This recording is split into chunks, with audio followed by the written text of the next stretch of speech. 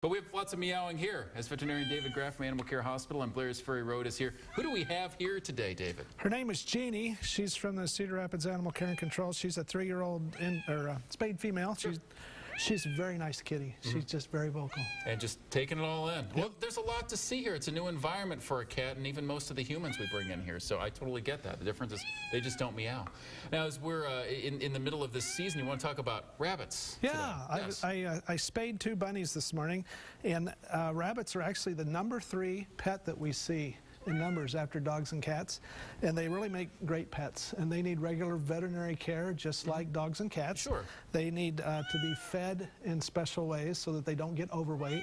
Probably the most common problem is impaction of the GI tract and lack of movement, but it is important to spay and neuter your bunnies. And you ask, well, why would that be? Well, they're reproductive animals, and first of all, they're much happier if they're spayed and neutered. Sure. And then second of all, it helps to prevent behavioral problems. Okay, may I ask one curious question that's popped up on rabbits?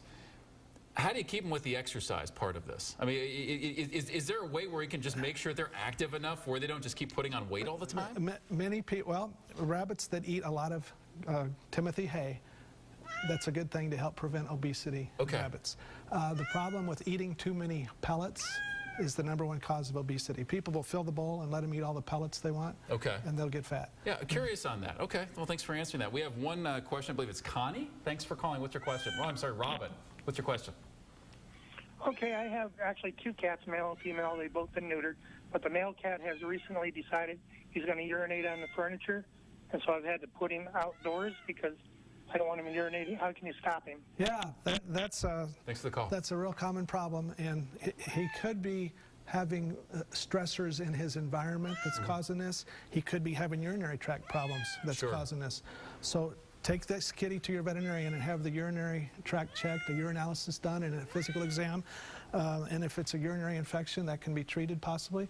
And otherwise, if we found that household stressors can cause cats to urinate in inappropriate places. Right. And you can change the environment and make it more kitty friendly. And that's one of the treatments these days to help prevent and treat urinary outside of the litter box. And a test like that, much like blood, can almost always reveal the truth. So yes, definitely look into that. If I ever find myself on Family Feud and I have to answer the question, what are the most common pets? If that #3 is still up there for $25,000, I will remember it's rabbits. Rabbits. And I'll give you a cut of it in case that ever happens. All right. Coming up for Thursday, our financial expert will look at using life insurance for its ideal benefit in life. Stay with your 24-hour news source, KCRG-TV 9.